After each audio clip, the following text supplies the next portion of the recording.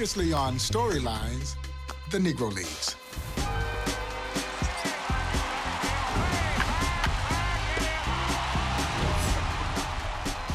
When I met Buck in 1993, one of the first questions that I posed to him was, what motivated you to want to build a Negro Leagues Baseball Museum? And his answer was succinct, but very poignant, so that baseball's unsung heroes will never be forgotten.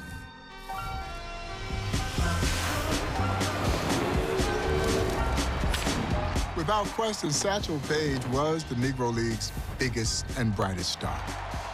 A lot of people don't know that Jackie Robinson's illustrious professional baseball career began in Kansas City in 1945 with the Kansas City Monarchs. The beauty of the Negro Leagues is that they didn't care what color you were, and they didn't care what gender you were.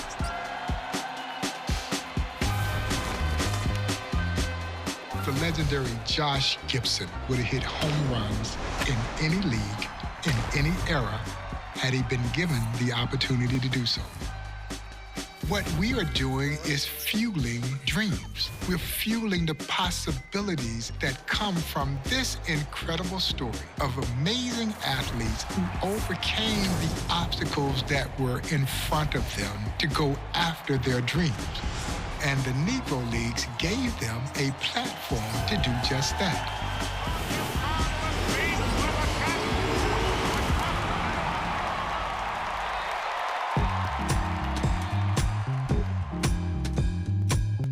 They say every star tells a story. And isn't it fitting that one story of triumph over adversity was founded in the winter and celebrated in the summer, under bright lights with stars in the sky. A story of monarchs and grays, clowns and Crawfords, eagles and giants, and of course, stars, who defined what for the love of the game really meant.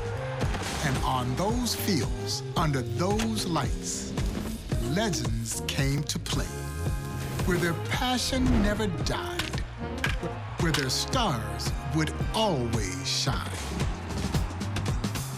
These are the legends. These are their stories. This is the Negro Leagues. Tell me I was born to lose, but I made a good thing out of bad.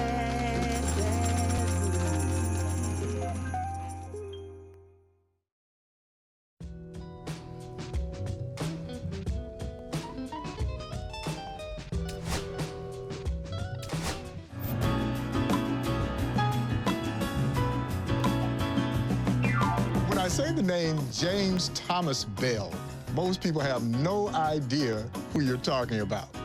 But when you say Cool Papa, everybody knows. I'm taking care of business. I got so many things to do. Whoa. I believe that it is the greatest nickname in baseball history. He is still believed to be the fastest man to ever play this game. How fast was Cool Papa Bell? I guess you could say faster than a light switch.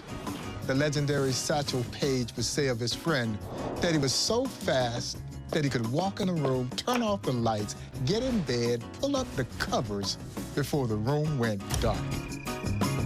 They clocked him circling the bases in an amazing 12 seconds. He twice, honest to God's truth, twice scored from first base on a bunt in exhibition games against Major League All-Stars. He once stole 175 bases in a less than 200-game season. The legendary Jesse Owens, who at that time was the fastest man in the world, would never race Cool Papa Bell. He would have made Jesse Owens look like he was standing still. Did you ever race him, like, before a game in front of crowds and stuff? We had a doubleheader in Cleveland, Ohio, and he was in the stand. He see me running the bases around, and they say, I left my tracksuit home, so I didn't have any tracksuit. I got work.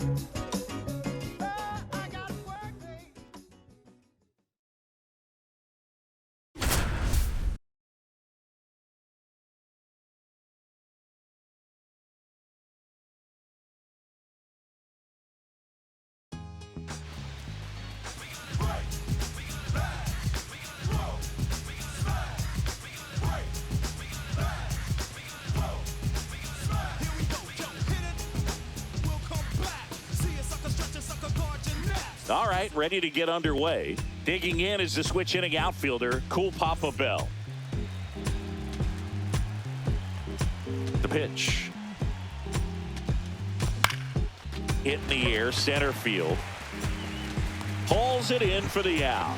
And there's one down. It's crazy, Boog, but the story about Cool Papa Bell being faster than the light switch is actually true. There was a delay on the switch in a hotel room Bell and Satchel Paige were staying in, and Bell figured it out before Satchel got there. So he bet Satchel he could get under the covers before the light went out, and he won. Newman makes the play, and there are 2 outs. One footnote to that story about the light switch singing, Bell said it was the only time he ever saw Satchel speechless. Yeah, and after all the pranks Satchel played on his teammates, Cool Papa finally turned the tables on it. Not in time, an infield knock to start the inning. And Bell picks up his first knock of the day.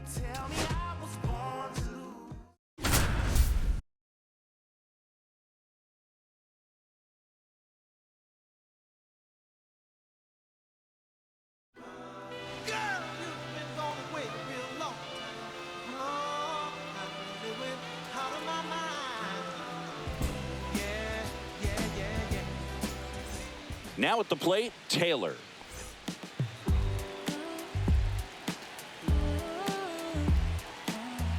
Here's a 1-1. Line drive, and Bell kicks it into high gear. Looks like extra bases. Relay throw to third, in there safely.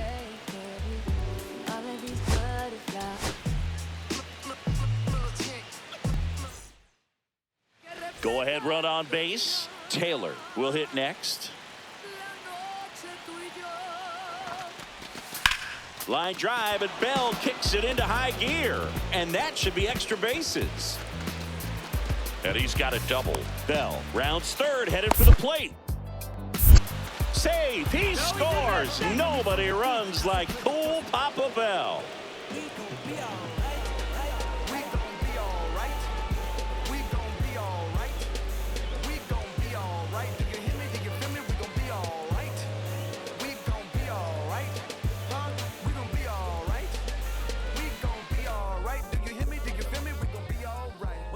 You a house, you a car, 40 acres and a mule, a piano, a guitar, anything. See, my name is Lucy, I'm your dog. You can live at the mall. I can see the evil, I can tell it. Give it a full shot. Cool Papa Bell comes to the Negro Leagues as a pitcher. Had a full repertoire of pitches. Really good fastball, great breaking ball, screwball, knuckleball.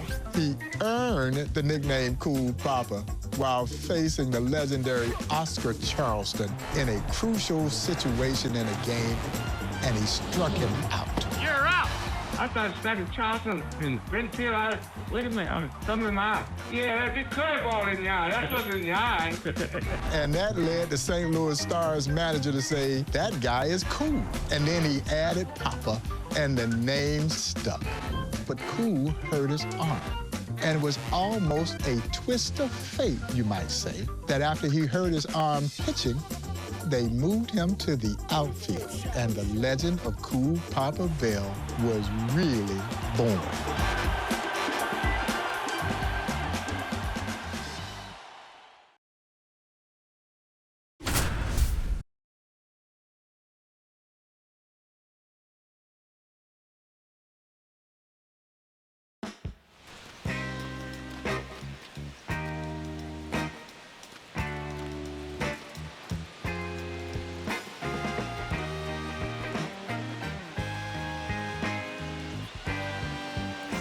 So bases all loaded up.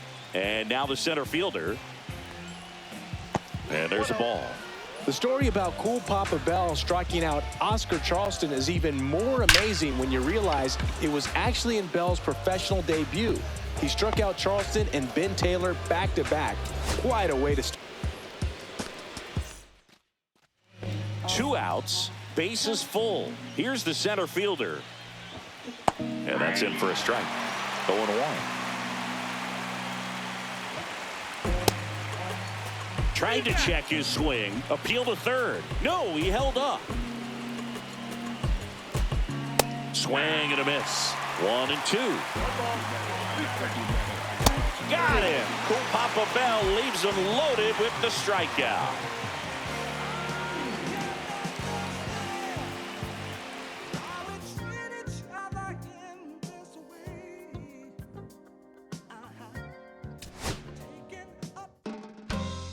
Cool Papa Bell is in left field there on our Field of Legends at the Negro Leagues Baseball Museum because of another special ball player that's in center field. But Cool Papa Bell is one of the greatest center fielders this game has ever seen. Quick release that made up for the injured arm and blazing speed. He played a shallow outfield, so it was hard to bloop it in front of him. And you had to hit it on a rope to get it over his head because he could get on his horse with the best of them. And Cool would use that blazing speed and ran himself into the National Baseball Hall of Fame in 1974.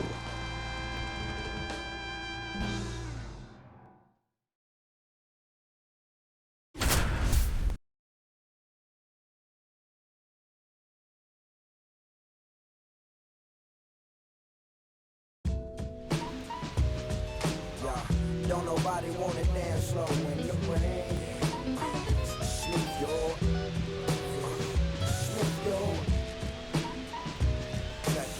Sometimes I hate taking trips. Turkey Stearns stepping to the plate now.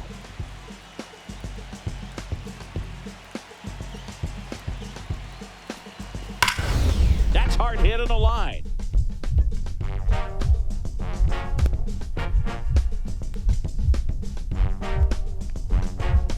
Dives, but it kicks off his glove. And next will be the cleanup hitter, Turkey Stearns.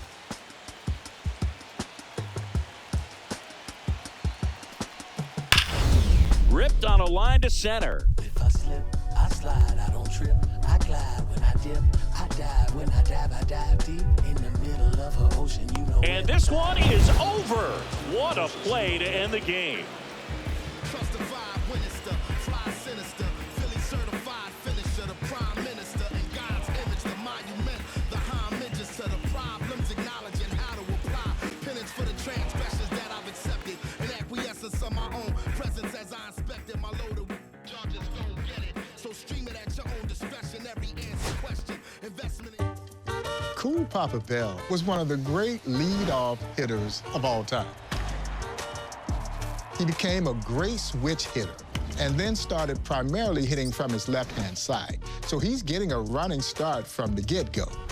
Once while playing in Cuba, he hit 3 home runs. And you'll say, well, okay, there's a lot of guys who've hit 3 home runs, but there are not a lot of guys who hit 3 inside the park home runs in one game. Cool Papa Bell, while playing in Mexico, goes from first to third so fast on a single that the Mexican team stopped the game in protest because they swore he had cut across the diamond. There was no way in the world any man could get around the bases that fast. That's the speed of Cool Papa Bell. Were you always fast? Oh, yeah, I was fast when I was a little kid. It was just something born in me.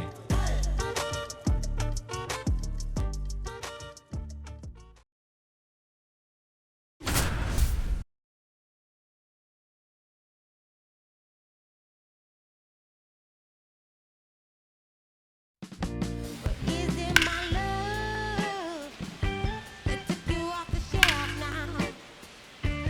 Is it your love make a dance by myself now?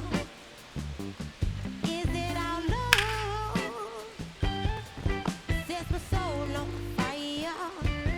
Is it our love that takes me a little too high? And here is Cool Papa Bell. With a lot of Negro League stars, you wonder what they could have done if baseball was integrated at the time. Cool Papa Bell hit almost 400 in interracial games over the course of his career. It didn't matter who he was playing, he always excelled. And that one is lifted in the air. No trouble here, puts it away for the out. 1 away. Drake back to work. Swing and a base hit. Man aboard on the leadoff single. From the roof, yeah, it's the truth. But push up on you on your stoop. With body shots till your body drop. I ain't got the hammer cock, the body. Thinking we talk about, we should've called it truce. Hit hard, but foul off to the left. You brought up Bell's success in games against white players, Singy. Hall of Fame third baseman Pie Traynor said he could have made the grade easily and that he could steal a pitcher's pants. Another player said he must have had wings on his feet. They get the force. That ends the frame.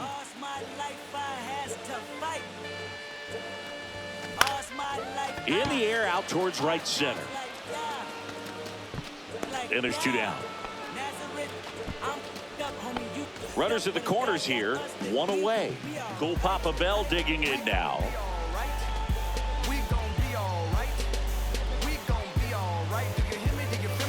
Hopped up left side. Fair ball. In comes the runner from third, and again we are tied. Throw comes into third, and they're at the corners with only one out.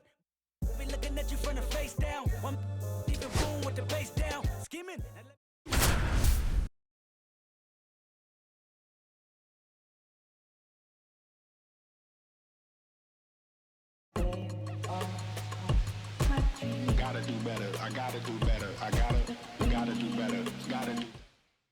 Digging in is the switch hitting outfielder, Cool Papa Bell. Here comes the pitch. High fly ball, and that one curling foul down the right side. We don't really have an accurate accounting of how many bases Cool Papa Bell stole. Not every team in the Negro Leagues kept track of stolen bases, so they just went unrecorded. In the air, left field, down the line, and that'll get down for a hit. Not in time. That's a leadoff double. Bell digging in again. He doubled his last time up. Thompson back to work. Outside, and that's ball one. Not a lot of doubt that Bell stole a lot more bases than he got credit for, but we do know that in a game against a bunch of white all-stars, he stole second, third, and home on 3 straight pitches. Not many players with the guts to try that, let alone the skill to accomplish it. Boog, we usually talk about how fast Cool Papa was, but he was seriously strong, too. He used a bat that was 35 inches long and 38 ounces. That's about as heavy as the bat Babe Ruth swung.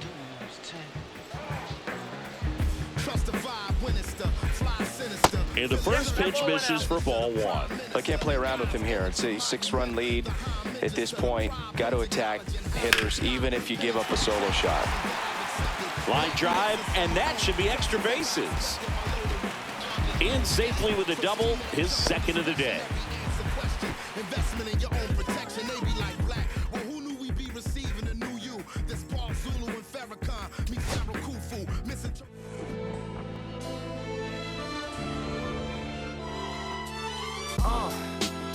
What up, y'all?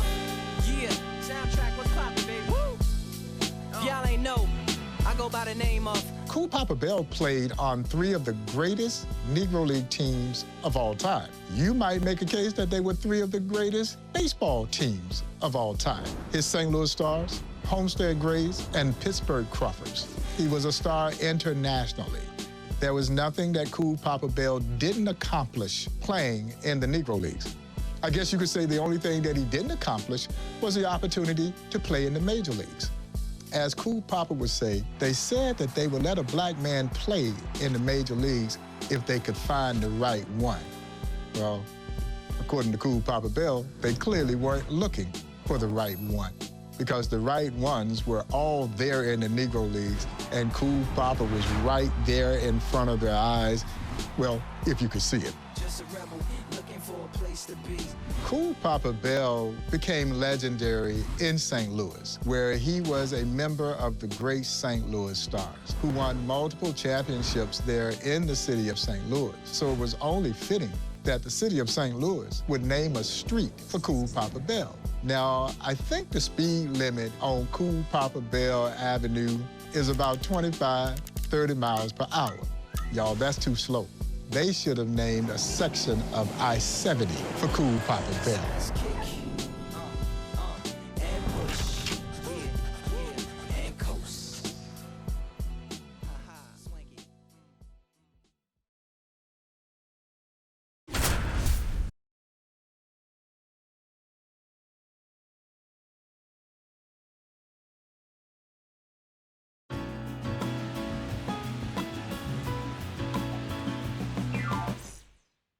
Now it's the switch-hitting outfielder, Cool Papa Bell.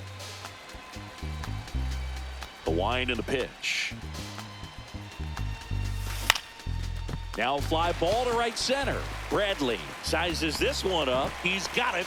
One down. Judy Johnson was the best defensive third baseman in the Negro Leagues, and he said if Cool Papa Bell hit a ball to the left side that took more than one hop, there was no way to get him out. Judy said you might as well just hold the ball. Fly ball down the line, Sanders. And out number one on the grab.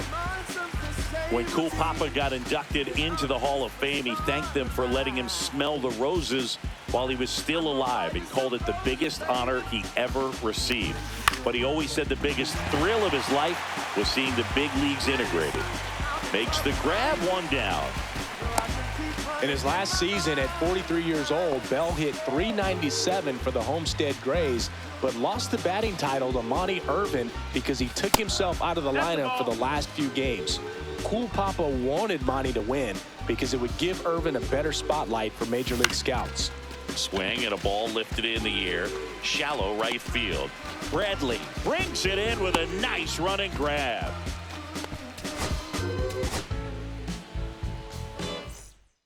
Okay, all set to go. And now the center fielder, Cool Papa Bell. And he deals. Swings and hits one in the air out towards right field. And that's a foul ball.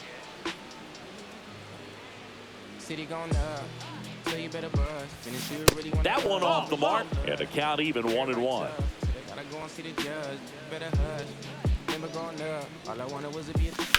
Bell blasts this one deep to left. That's back. Just missed it. Miller back to work. It's just been an impressive outing so far. Continues to pound the zone pitch after pitch, and he's been able to stay down. That's what's been key. And that one hammered.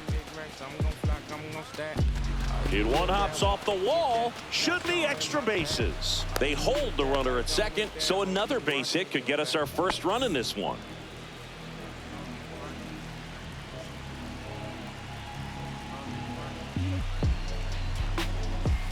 And the first pitch misses for ball one. Yeah, whenever I miss those days, visit my LA. This one chopped on the ground, but foul. I think ultimately you want to tie him up, get the ball in on the plate so that he can't get the barrel to it and hit it to the outfield. Just missed. Boog, in situations like these, the air can get really thin up there at the plate. Got to find a way to breathe and slow everything down. That one is absolutely belted. And it's off the out-of-town scoreboard. One run's in, the second run scores. 3-0.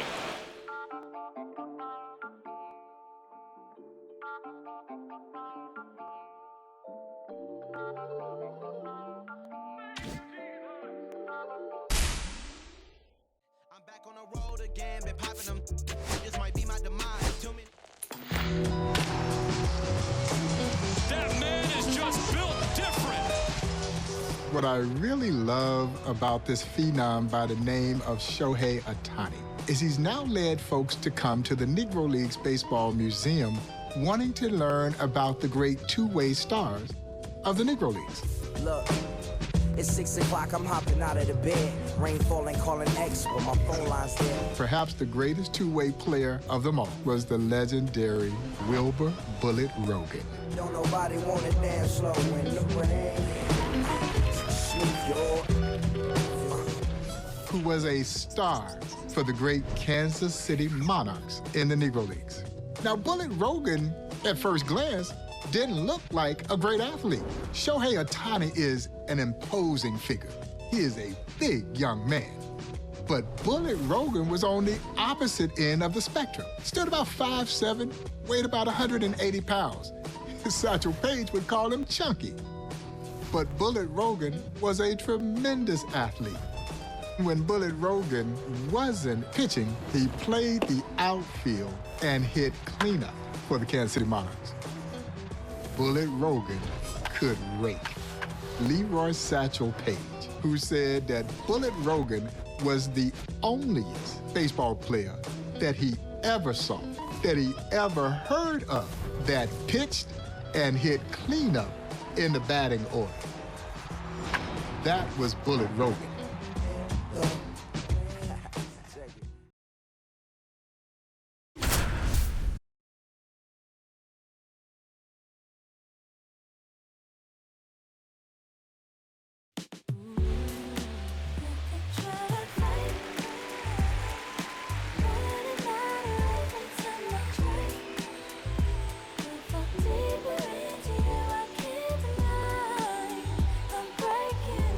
Yeah, the batter now, Taylor. And the pitch. The term two-way player really doesn't capture how spectacular Bullet Rogan was. Bob Feller said he could do anything. He was one of the best black ball players I ever saw. And Feller barnstormed with just about every Negro League star. On its way to the corner, and that drops foul. Some real good life going through the zone on that one. Ground ball to the right side, and that one handled on the run, throw to first, and very nicely done for the out. Jones, the batter now, as he swings and misses for strike one. He doubled up on the off speed there. We talk about the power fastball, but he's working a little differently here. And now, Glass. That misses the zone, and that is ball one. Just about the only thing Bullet wasn't the best at was managing. Chet Brewer once said he wasn't a good manager because he was such a great player himself. He thought it should be easy for you. He didn't know how great he was. Got him swinging. Bullet Rogan, his second K of the game. Rogan back to work. They'll have to deal with a lot of high cheese today, Chris. High cheddar. What's your favorite type of cheese? You like a good Gouda? I'm a cheddar and a feta. You know what? Cheddar and a feta. I'm with it. And the right-hander deals. Cut on and miss. Struck him out. That K is his third of the game. Second inning here. No score. Swing and a miss. Chased it out of the zone. First team Bullet played on was the 25th Infantry Wreckers in the U.S. Army, and there are actually box scores for a lot of his games for that team. Over 4 years, he went 36-3 on the mound while batting over .350. And he blows that one by him at 100. Goes down swinging for the strikeout. And he strikes out the side for the second time today.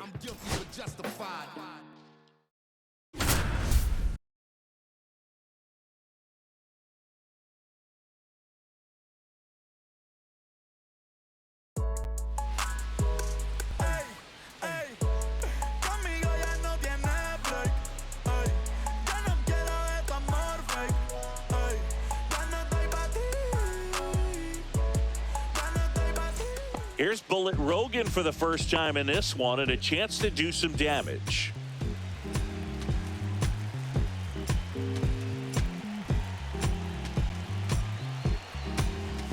What a talent Bullet Rogan was. Not only was he an ace on the mound, but in 17 years of Negro League play, he batted .335 and slugged over .500.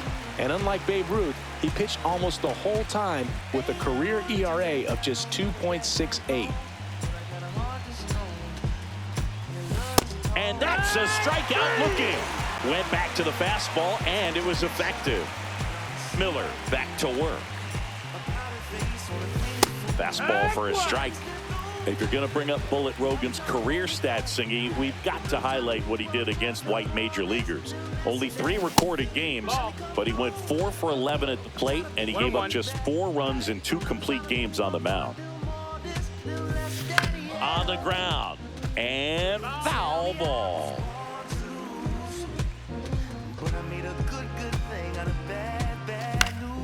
Lifted in the air, right center field. Parker sizing this one up, makes the catch for the out. And there's one down.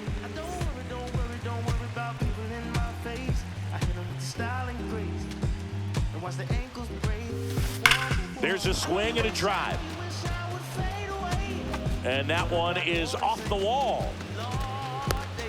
Relay throw to second, and that's a double.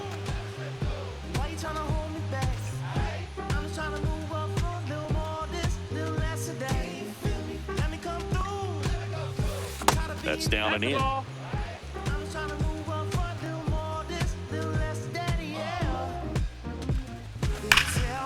Hammers that one deep left field and forget it.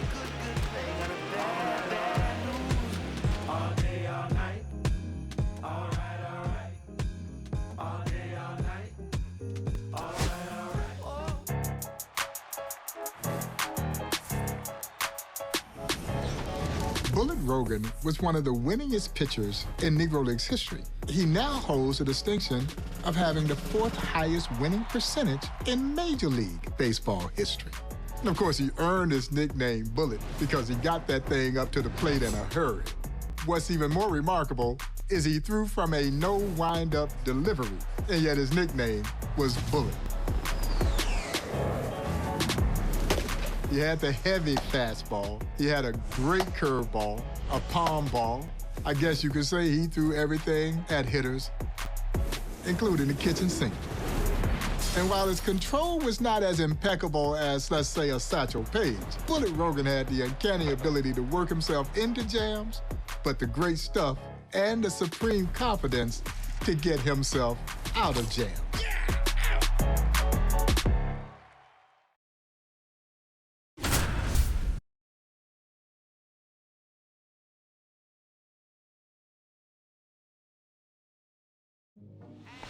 City going up, so you better buzz. Finna see who really wanna us, you really spilling blood. Everybody tough, so they gotta go and see the judge. You better hush, never going up. All I wanted was to be wanted me to get a little breath. Big spot here for Bullet Rogan and the Monarchs in a serious jam in the ninth. And the batter now, Murray. Late in the game, everyone gets a little tighter. Way to get ahead on a really good hitter right there. Winning run stands at second. Right side. One out, bottom of the ninth. Gotta do better. I gotta do better. I gotta do better. I gotta do better. I gotta do better. I gotta do better. Next to hit, Murray. Rogan back to work. And that's through there for a strike. 0-1. Right through there for a strike.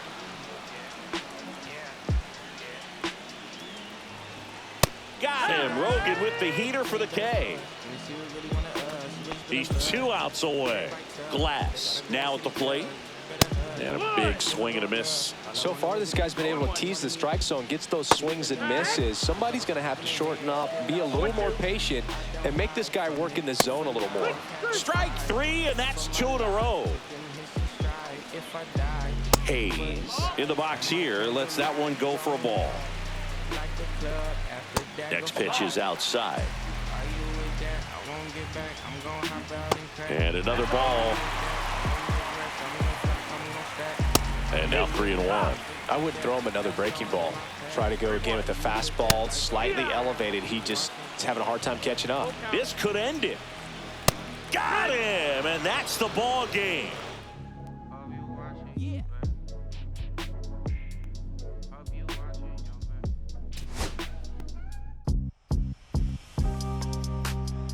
In the inaugural Negro League World Series held in 1924, Bullet Rogan won 2 of those games and was one of the hitting stars in that series, helping the Monarchs capture Kansas City's first ever professional sports team championship in 1924. Frank Duncan, who had been a great catcher and would eventually manage the great Kansas City Monarchs, when asked about who he would choose between Satchel Paige and Bullet Rogan, Duncan's response was Rogan, because he knew that Satchel had all the stuff to get you out, but Bullet Rogan's versatility perhaps made him even more valuable than the legendary Leroy Satchel Paige.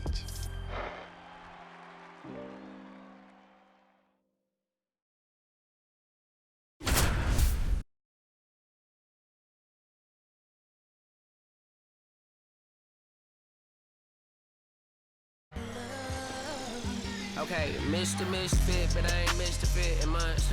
This some rich shit by Gucci Pampers for my runs. I get so much, I lose my mind, put on a new one. I guess what they say about the mind, kinda true, huh?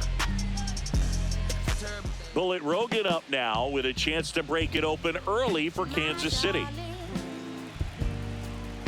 been waiting for your company.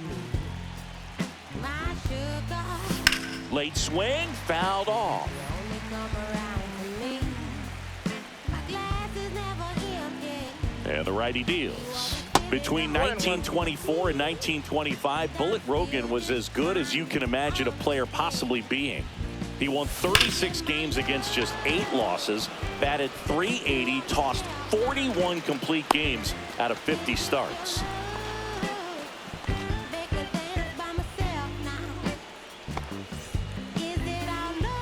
When Bullet got inducted into the Hall of Fame, his son said he didn't know if his dad had thrown as hard as Satchel Paige, but when Satch was on the mound, he needed a designated hitter. When my dad was on the mound, he was in the cleanup spot.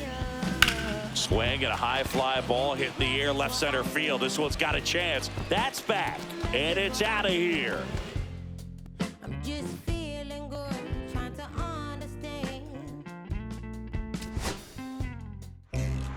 To give you an indication of Bullet Rogan's supreme confidence, playing down in Cuba, and his catcher was Hall of Famer Raleigh Biz Mackey. And they're facing a team that featured the great Alejandro Ohms, a notorious curveball hitter. And so Mackey is laying down the signs for Rogan, and Rogan's shaking him off because Rogan wants to throw his curveball. And Mackey's like, no, don't throw him a curveball. And Rogan's like, I got this. He can't hit my curveball. And what does he do? He drops 3 hooks and struck Ohms out. Bullet Rogan was a transcending kind of player.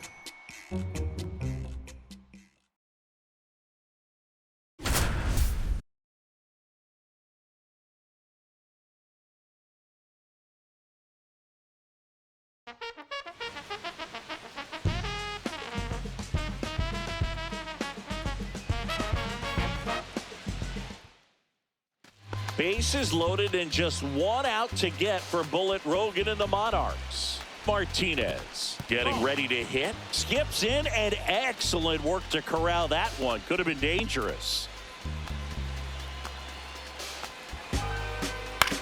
On the ground to third. And that is the ball game.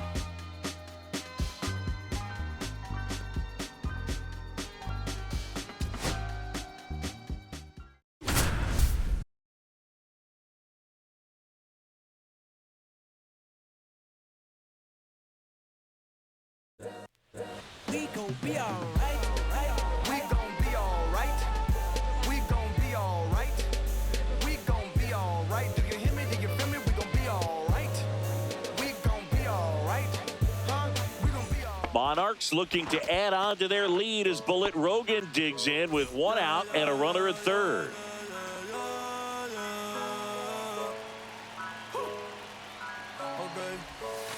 That one way inside.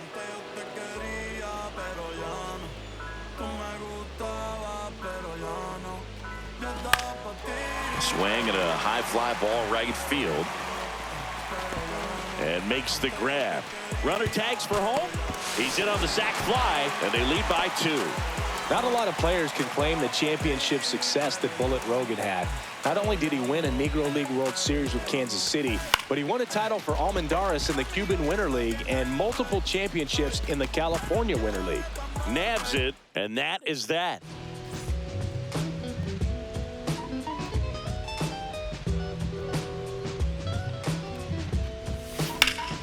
Puts it in the air out towards left center. Sanders puts it away, and there are 2 down.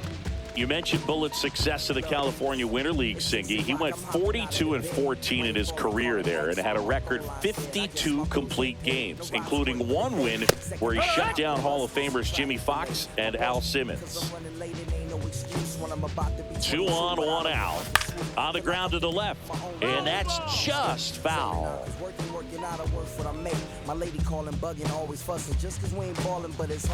Next offering way off the plate. See if you can go upstairs a little bit. Make sure you miss up and out of the zone since you're heading to count 1-2. Don't miss in the zone because that's where you can get hurt. 2-2.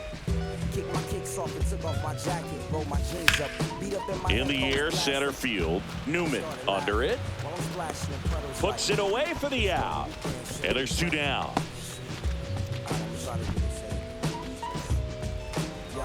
Don't nobody want to dance slow in the rain. That missed. That's a ball. First and second, 2 down. 1 ball, no strikes. Don't nobody want to liberate the weight of the pain. And it's even up. 1-1. Sometimes I hate taking trips to the lab. Got my pen and pad, booking instrumentals to smash. Catch the This guy's seen 2 changeups in a row. Could be a little vulnerable for a fastball right here. Just off the inside corner. 2 balls, 2 strikes the count.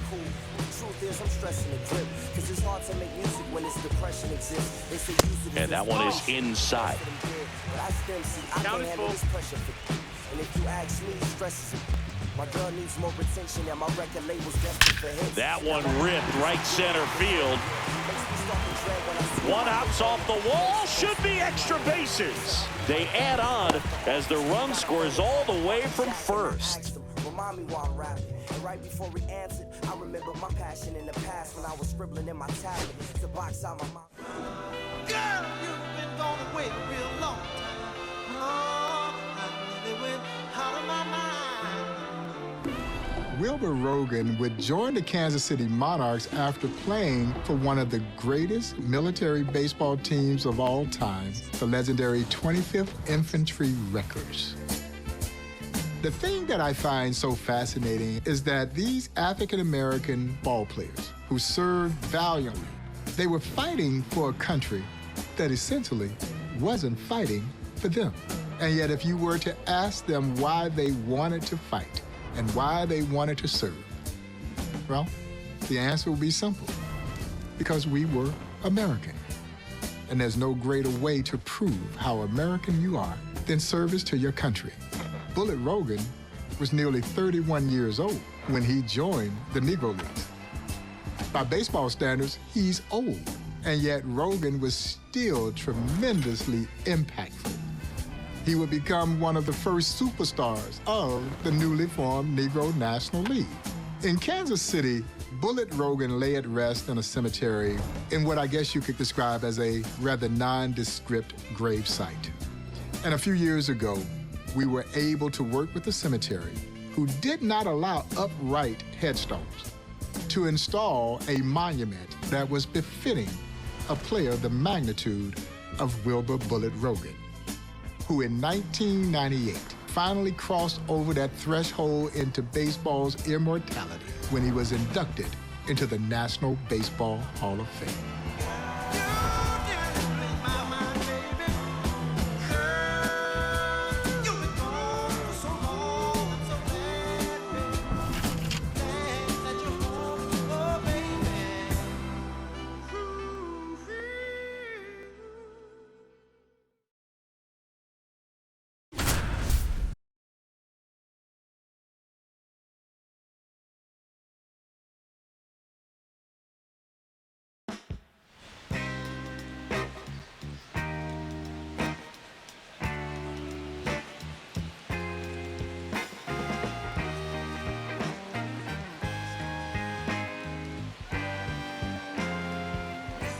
Bullet Rogan to the plate now, and he's looking to knock in the runners from second and third.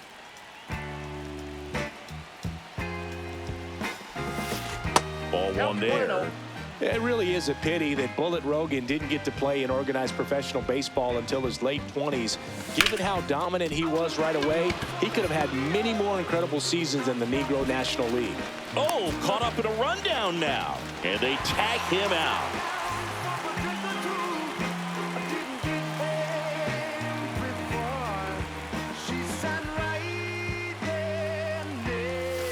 That's off the mark, and it's 1-0.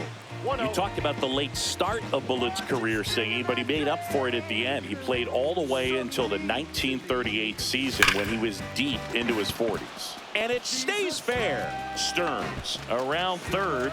He'll score easily. Fires to second too late. Into second with a double, and that was hard hit.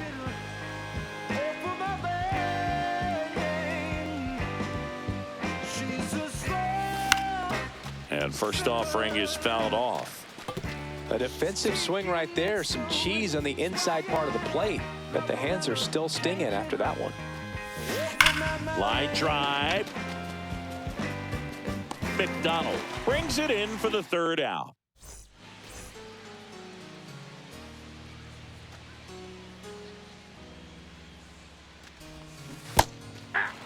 Two down, nobody on. And we're in the top of the eighth. Wow.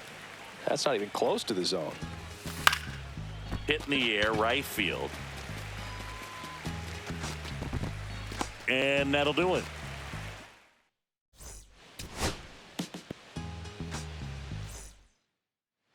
Bullet Rogan digging in now.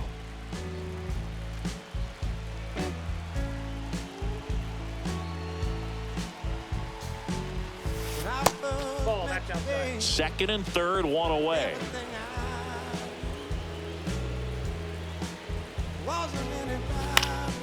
Fought off foul.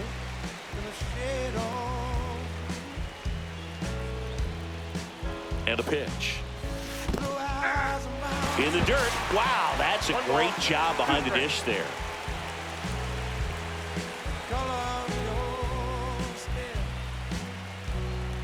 1-2 now. Swing and a drive, deep right field. Bradley on the move, heading back. It's gone. When I still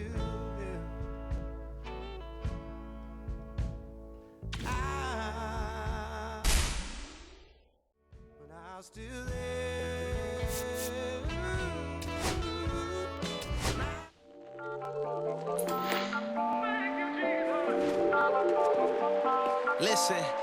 By now, you may have noticed that the Negro Leagues had great nicknames.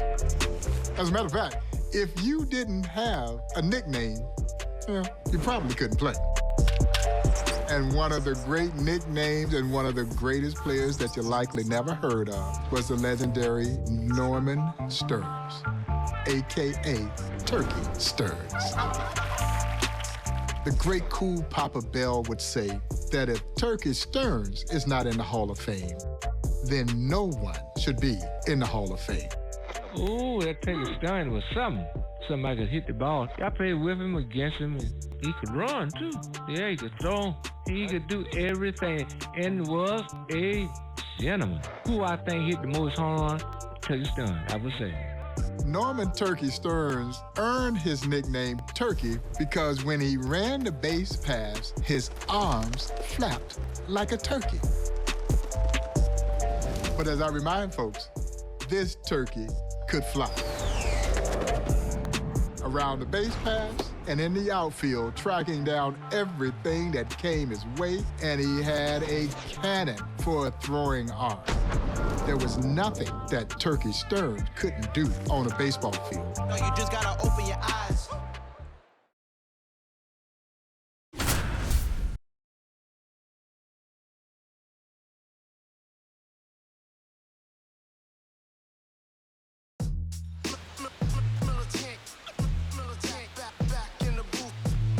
Traders, I gave you hard work and labor. I gave you your flavor. You don't hear me, your haters.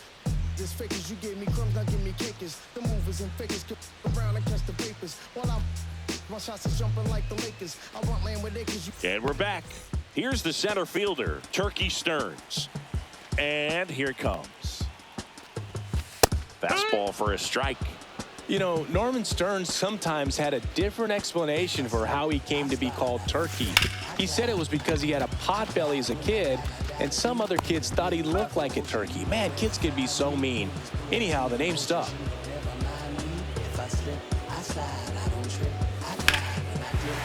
Oh, that was scorched. Forget it. Turkey Stearns with a tremendous home run. Never mind me. I'm a Mac, little baby, know it's a fact.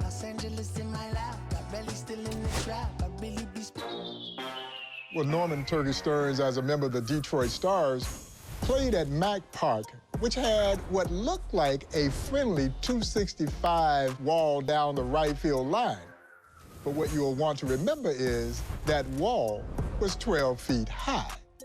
And Norman Turkey Stearns knew that he needed to hit it high and let it fly. Satchel Paige would talk about Norman Turkey Stearns' hitting prowess, that he said Turkey would always hit him. In a game, he had collected 3 hits off of him. And Satchel said, the 4th time up at the plate, I felt like I better just roll the ball to the plate because I can't get him out. When Leroy Satchel Paige says that, then you know you must be a great hitter, and Turkey Stearns was just that.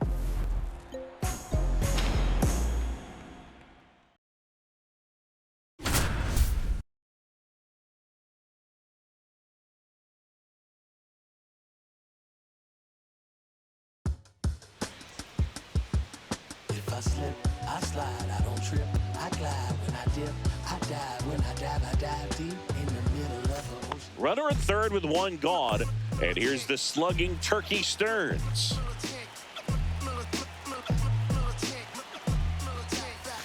First offering and it just misses.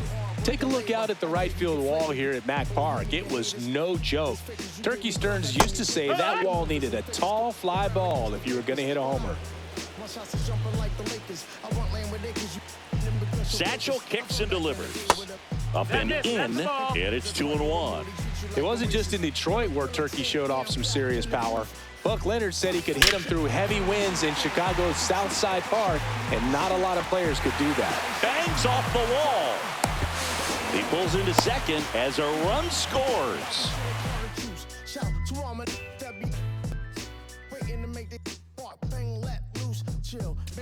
Let's get out of dollar bills.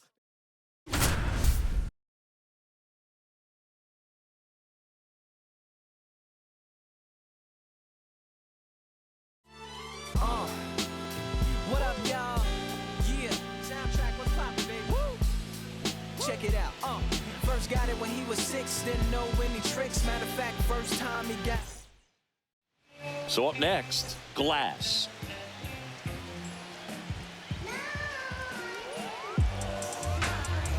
Bennett back to work. That's towards center. Turkey makes the catch. Now the throw home. Got him. Turkey Stearns with a laser to cut down the run and keep the Stars in front.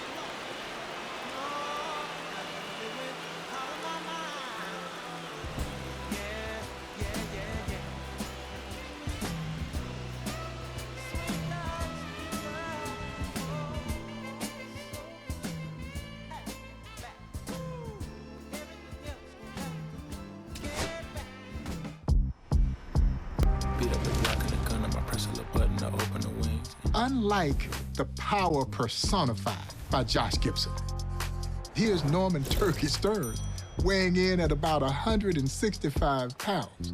So you didn't just automatically see power hitter, but maybe old Turkey had you just where he wanted you, because they would look at him standing there at home plate with his legendary pigeon-toed stance. And I think all the pitchers thought, oh man, I got this dude right where I want him. And old Turkey had him set up, and he would knock that thing out the ballpark with the best of them. Is why a lot of people are surprised to learn that he led the Negro Leagues in home runs 7 seasons. He hit over 300 in 16 seasons. He now ranks number 6 in career Major League lifetime batting average and number 6 in all-time slugging percentage. I guess that's why you could say you never judge a book by its cover.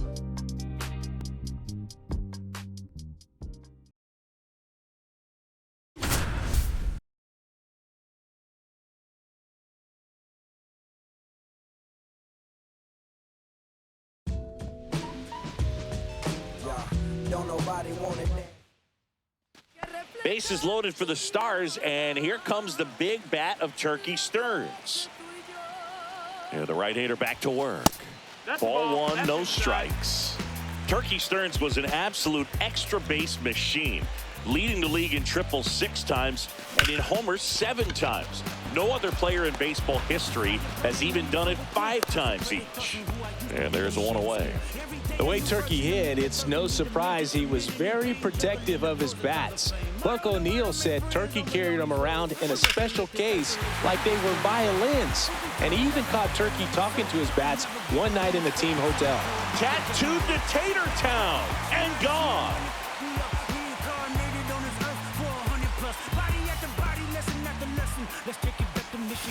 That's way outside. Ball one. Well, the good thing so far is that he hasn't issued any free passes. Unfortunately, they're making pretty good contact, so not getting the swings and misses and making that defense work behind him.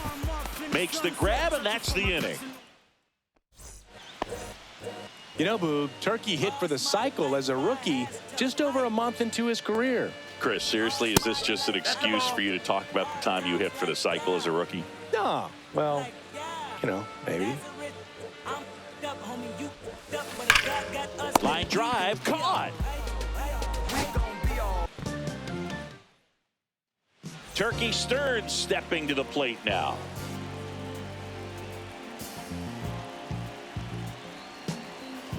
The pitch. Missed with a changeup, and that's ball one.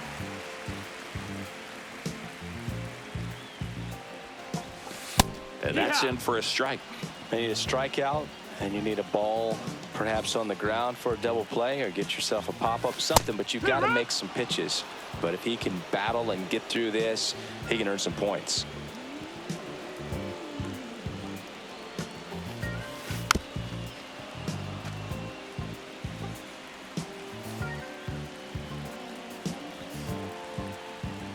All loaded up, dangerous hitter at the plate. Got him! Huge strikeout there.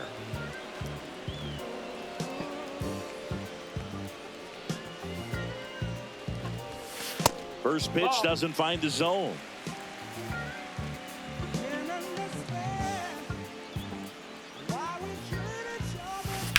That one to first, and it goes just foul. He's bagging. Give me that pitch one more time. A hanging changeup just out in front. That one fouled off.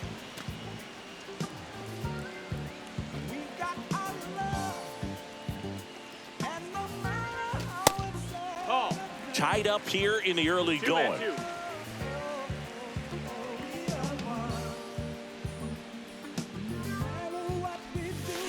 Ground ball up the middle. Murray tosses to first, and they get Stearns for the out.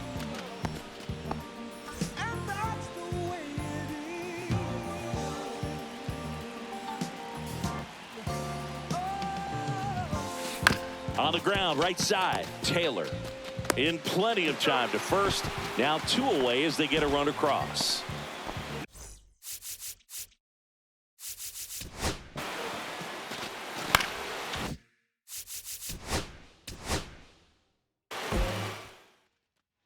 Bases loaded, nobody out. Stearns, the next to hit. The right-hander back to work. And that one misses up and in. Ball one.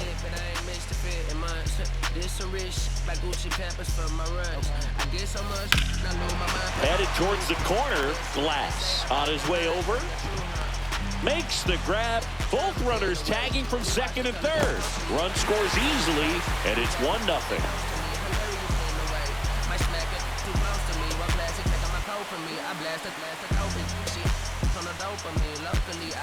And a foul ball.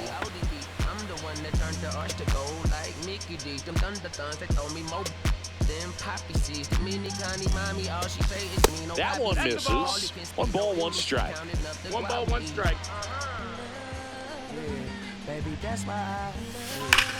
Oh, that was scorched. Forget it. Turkey Stearns with a tremendous home run.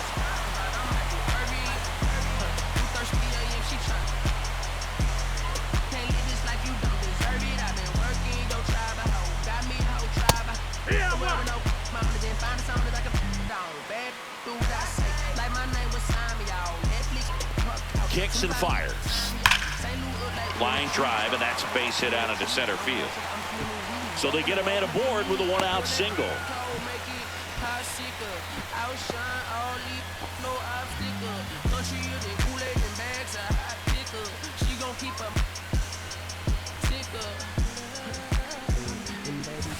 Clips the corner, and that is strike one.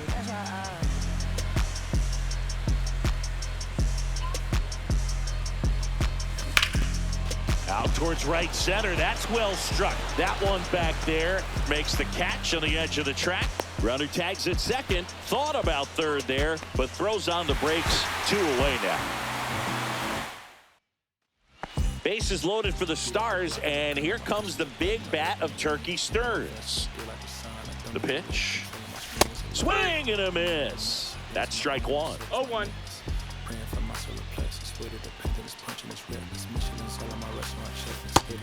No, that's You need a out. strikeout, and you need a ball perhaps on the ground for a double play, or get yourself a pop-up, something, but you got to make some pitches.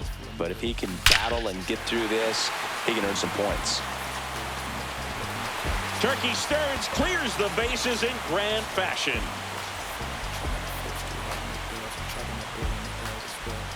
Armstrong back to work. Check swing, and he went. Strike one. No balls. 1 strike.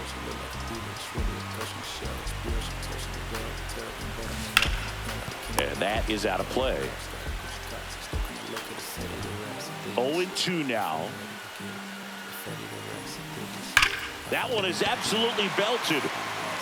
And it's a one-hopper off the wall. Should be extra bases. Now the tag at second, and he's out, trying for 2.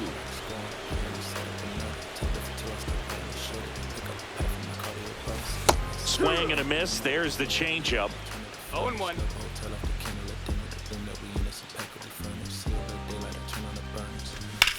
Oh, that was scorched. Forget it. Turkey Stearns with a tremendous home run. I couldn't find him in bigger. They matched so perfectly with his new coach. They're trying to call me a democracy rig. I get it, I get it. I take it back and I split it at Williamson. I'm gonna be back.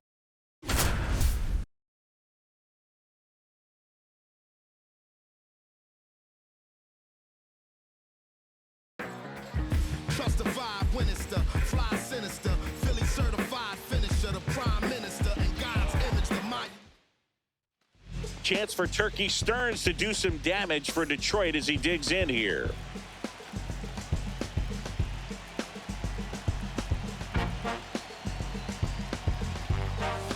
Ground ball right side, down the line, and it's foul.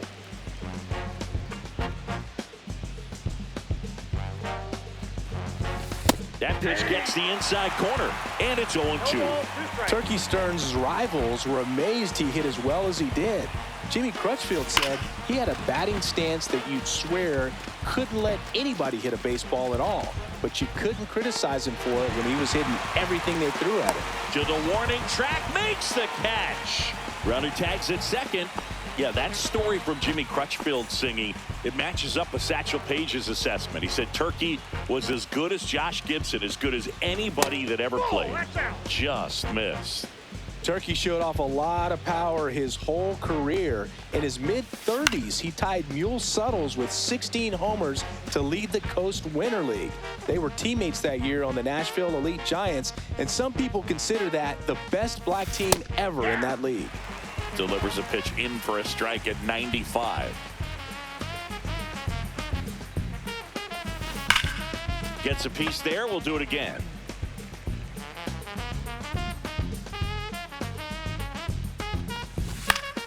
This one in the air, right field. Smith under it. Snags it for the second out.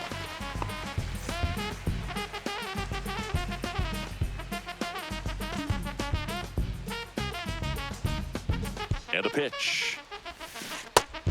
Well, these players doing a good job of simply getting the bat on the ball in this game, and the numbers back that up. The numbers tell us they're averaging more than a hit every inning, and they've only struck out twice, so they keep finding ways to put their bat on the ball. 0-2.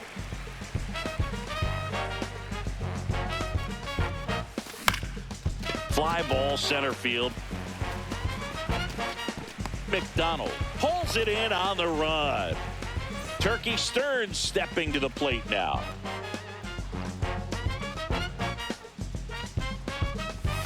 In the dirt, and that is ball one. Well, with the amount of pitches that can end up in the dirt, a good secondary lead doesn't have to get away from the catcher, but if you're anticipating based off the trajectory, get yourself into scoring position. Dives for the bag, got him. So here's the cleanup hitter, Turkey Stearns.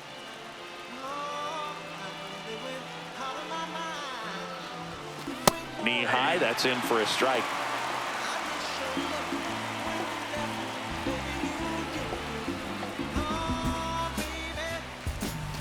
Next offering is in for a strike. Quickly down 0-2 in the count. I think you got to choke up a little bit, spread out the feet. You don't know what the velocity or the location of this next pitch is going to be.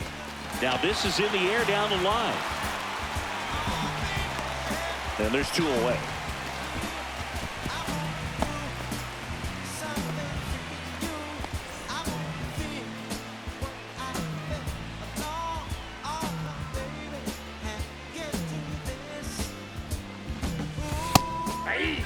Perry gets his lead at first with nobody out.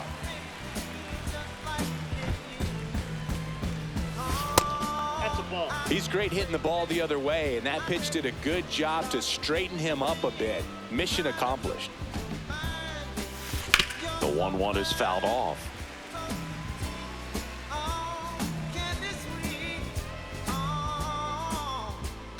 Left-hand batter waits. And a base hit. Throw back in quickly. First and second now with nobody out. The wind of the pitch.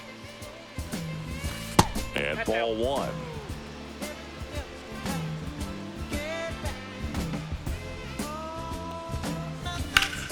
Ripped to first, caught.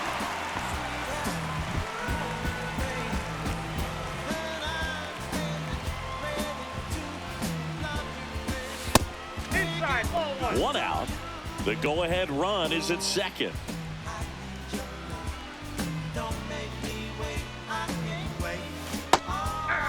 Well, he knows they don't want to give him anything to hit, but when you've got opportunities to drive in runs, you've got to expand the zone. He's capable of going out there and doing damage with it. One strike.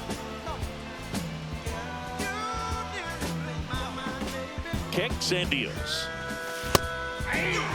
With the go-ahead run standing at second here in the top half of inning number 7.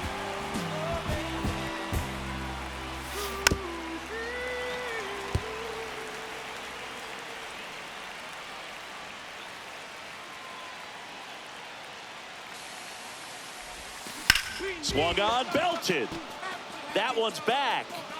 Long gone. Revolutionaries to the conservatives. A black united front is what we're about. Yeah, the making of the mob. As a power hitter, Turkey Stearns really never counted his home runs, particularly if they didn't help them win a game. As a matter of fact, the great Buck O'Neil joined the Monarchs the same year that Turkey was there. And Turkey, like most great hitters, had multiple bats. And so in this particular game, he hit it to the warning track, where the opposition caught it right on the base of the warning track. And that night, Buck says he goes up to check on Turkey in his hotel room, and there's Turkey sitting in the bed with the 2 bats. He had the lighter bat that he had used for the flyout, and he's got the heavier bat. And he looks at the lighter bat and says, if I hadn't used you, and I would have used you, I would have hit that ball out the ballpark. Now, I'm not going to say that Turkey was superstitious, but there might have been a little bit of stitious to his game, and it served him well because Norman Turkey Stearns was a tremendous all-around hitter who hit for power and hit for average.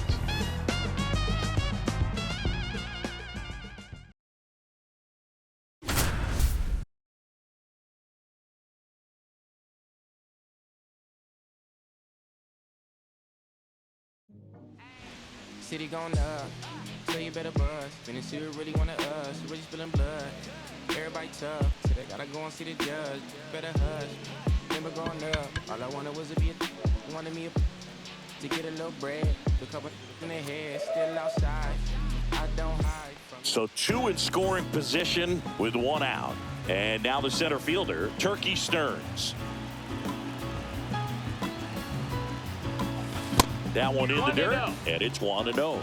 Turkey Stearns carved out an incredible legacy in Detroit, especially when you consider that the addition of Negro League statistics to MLB's record book in 2024 put him in the top 7 in career batting average, slugging percentage, and OPS. It bangs off the wall.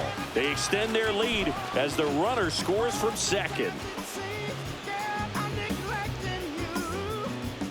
Chris, you brought up Turkey's legacy in Detroit. I'd say it's between him and Ty Cobb for the best outfielder ever in that city.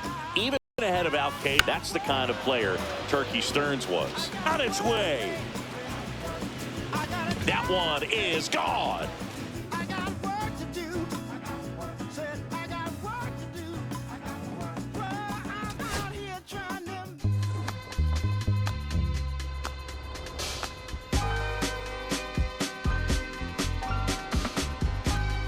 Turkey Stearns hailed from Nashville, Tennessee. Fell in love with the game of baseball at an early age, and it would ultimately lead him to his dream of playing in the Negro Leagues. There are those who will say that Turkey Stearns, like a lot of the great players from the Negro Leagues, should have had an opportunity to play in the major leagues. And they're right. But Turkey Stearns harbored no bitterness, never expressed any ill will toward anyone who may have attempted to perpetrate something against them as they were trying to play baseball in this country. And I find that spirit to be so endearing. Turkey Stearns knew that he played with and against some of the greatest athletes to ever play this game. They just happened to be in the Negro Leagues. And I'm so proud that the city of Detroit has continued to recognize the exploits of Norman Turkey Stearns with the renovation of Hamtramck Stadium in Detroit. The field is aptly named for Norman Turkey Stearns. And of course, the great Turkey Stearns flew himself into the National Baseball Hall of Fame in 2000, a place that he so deserved to be.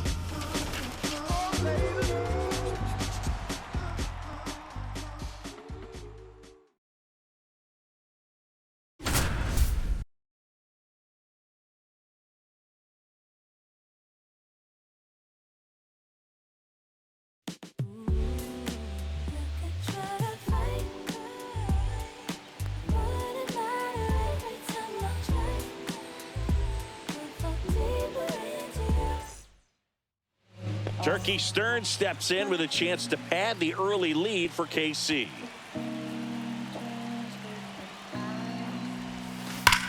Ripped right field. That's back there. That one way back, and it's gone.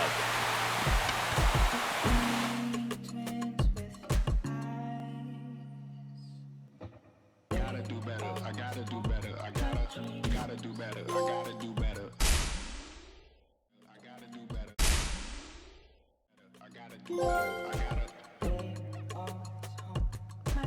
Gotta do better. I gotta do better. I gotta do better.